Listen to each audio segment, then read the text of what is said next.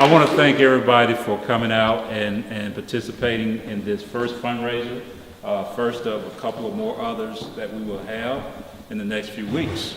We are about 34 days away from the June 3rd primary election, and so far we are doing good. I believe we're running a very competitive race compared to what the opponents are doing. And I want to give a big shout out to all of the volunteers. Let's just give them a hand.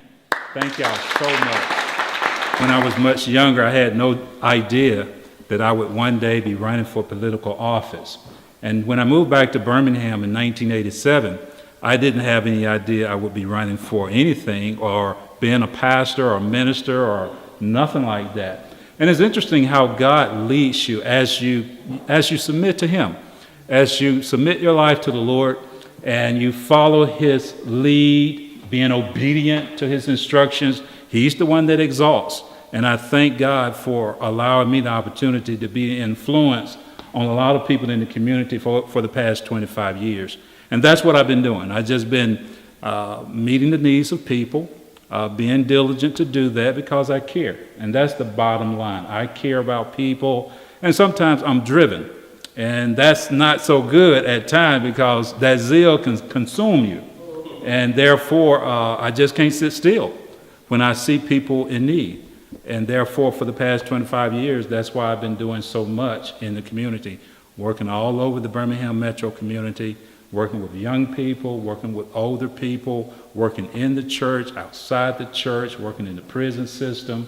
I even started a nonprofit organization that does skill-based courses like GED and literacy, fatherhood classes, motherhood classes, things like that, because the needs are great. In this generation, so many things have been lost from previous generations. Children are growing up without parents or without two parents in the home, and that's not God's design. And therefore, we see ripple effects in our society, and we must do things, do something to address those ripple effects. And the bottom line is, as a minister, as a pastor, is lost souls, and we want to reach out to those lost souls.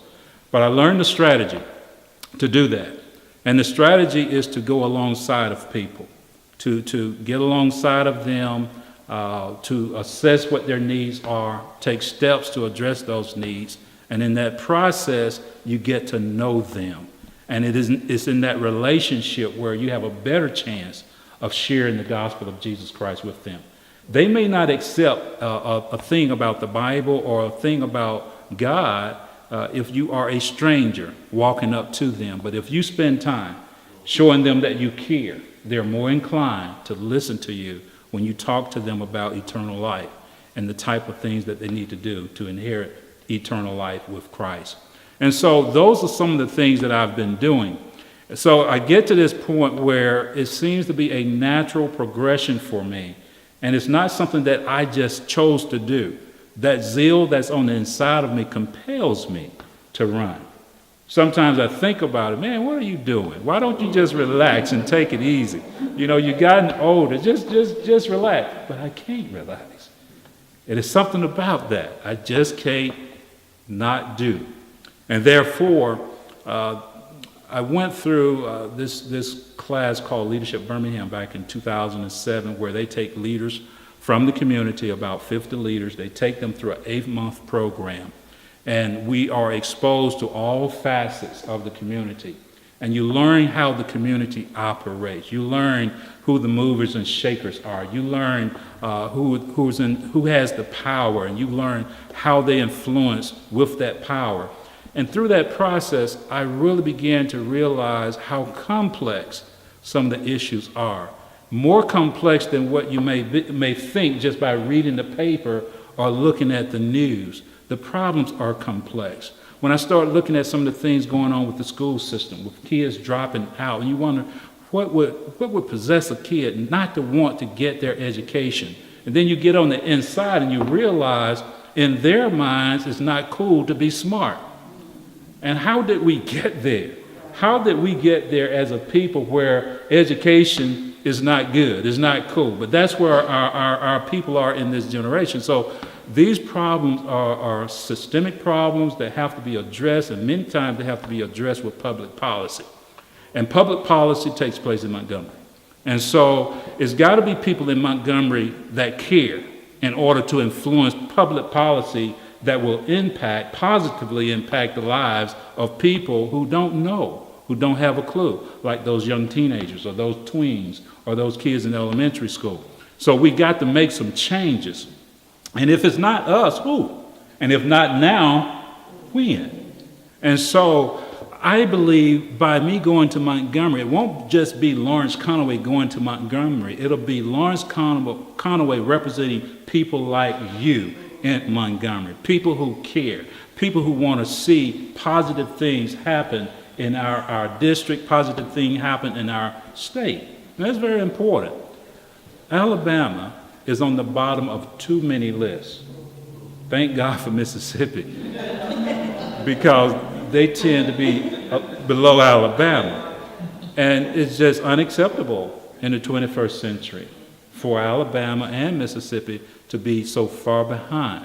It's like in many places in the state of Alabama, and even in the district, 54, people are frozen in time. And then those that are doing well, many of them turn a deaf ear and a blind eye to those things that are going on. We cannot do that because we are our brother's keeper. And therefore, I want to go to Montgomery in order to advocate for those people who do not have a voice. I want to advocate for those people who need someone to advocate for them, those people that are indeed frozen in those situations. And therefore, that is one of the main reasons I'm going. At the top of the platform that I'm running is education. We've got to do a better job educating our children so that when they graduate from high school, they are ready for college, they are ready for a career. Too many of them are dropping out. Okay, the dropout rate is too high for too many of our children. Where in the world can they go without at least a high school education? And right now, in this economy, even people with PhDs and master's degrees are competing for jobs. So what's going to happen to them? I'll tell you what happens to them. They end up in prison or they end up dead. Because in their desire to have things without the education that provides them the opportunity to get the job, to get those things, they're going to take the shortcut. And that's using whatever means necessary to get what they desire. And that is to take, to rob, and all of that, to sell drugs. And so therefore, we've got to do something about that pipeline between school and prison. It's a sad thing to go behind prison bars, and I do that. And I've done that for the past 18 plus years, visiting those men that are incarcerated in prisons that are nearby Birmingham. To walk up to a young man, 20 years old, and hear him say, I got life without the possibility of parole. That impacts me deeply. Can you imagine? If he lives to get 80, that means he'll be in prison for 60 years. 60 years. That is unacceptable for us as a people to just turn a blind eye to and a deaf ear. And therefore, I'm advocating for education. The second thing is small businesses. 75% of the jobs in our country is a result of small businesses. And therefore, we've got to do better at making sure small businesses get a level playing field with the bigger corporations. When we, in our communities, see the change in the makeup of the community, when certain people move out, the businesses move out too. And what's tragic about that, we run after the businesses, but they leave our communities, and they leave our communities void and dilapidating. We've got to turn that around. One way to turn it around is to create our own small businesses and to breathe life into businesses. Many people have ideas about doing things. They may know how to create or build a widget, but they may not have the business acumen to actually put the financial piece together, the business piece together. I want to bring the people with the education together with those that know how to build the widgets and put them together. Have the ones that build the widgets pay those who have the ability to provide the financial and the accounting piece so that we can build up those businesses, those small businesses, so that they can provide the income for their families and for their children and their future. That's the second thing. And the third thing is the environment. Too many of our people do not understand how much we impact our environment for harm. The bodies, what we smell, what we breathe, what we drink, what we eat, has an impact on us. When we look at statistics, health-wise, we're seeing an increase in things like Alzheimer's and other forms of dementia. And people are getting younger and younger with those problems. There's some common denominator. And I believe that common denominator is the things that we put in our bodies, whether it's the air we breathe, whether it's the food that we eat, whether it's the water that we drink. But there's a common denominator. And our environment is crucial. The things that we put in our environment are allowed to be put in our environment. We must take a stand and make sure that we have laws that prevent big businesses from dumping things in our environment that eventually ends up in our bodies, affecting us, causing cancers and things like that. And therefore, that's the third thing. So education, small business growth and development, and our environment is the three major things that I'm pushing for when I get to Montgomery. There are other things too, however. The way that it works, your district vote for you and vote you in. But once you get there, you're advocating, you're making laws for the entire state. And therefore, it's crucial to get there by appealing to the people in your district and winning those votes. But once you get in Montgomery, the laws that you will be making decisions on will impact every single person in the state of Alabama. There are people in the Black Belt region that are still driving on dirt roads in the 21st century. That is unacceptable. And therefore, someone got to speak out about that. And that is what I desire to do when I get to Montgomery. So these are the kind of things that I want to do, but I can't do that without your help. And unfortunately, money drives campaigns. I've been experiencing people, let me say it like this. Some of the signs that we have placed have disappeared. And as soon as you place them, they disappear and they cost money. And therefore, that's a strategy of our opponents. And it may not be the opponents, it may be somebody else, it may be the sign makers, it may be their way of getting more money. We don't know. But the bottom line is signs are disappearing. Okay? And so we have to buy more signs. They're expensive. We've got to get on the television. We've got to get on the radio. All of that is expensive. And therefore, that's why we're having this fundraiser, so that you can participate if you feel led to help me get there, so that we can advocate for the people that are our neighbors and the people that are part of this great state of Alabama. So thank you so much for the opportunity to share those few words. And I look forward to representing you in the District 54 when I get to Montgomery and when I win in the primary June 3rd. Thank you so much.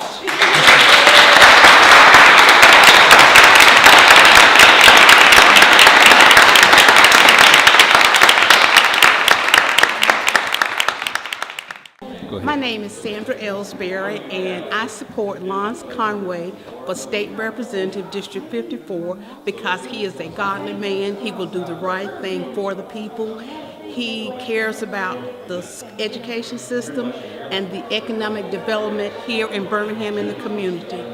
And we're soliciting everybody to vote for him.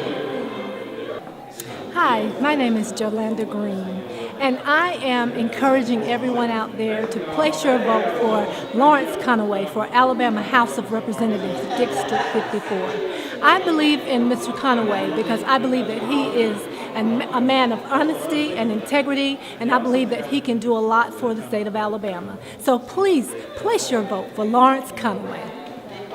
Hey, my name is Joseph Lee Smith, and I'm a very good friend of Pastor Lawrence Conaway, and you should go out and vote. He's a very good man, intelligent man, and honest.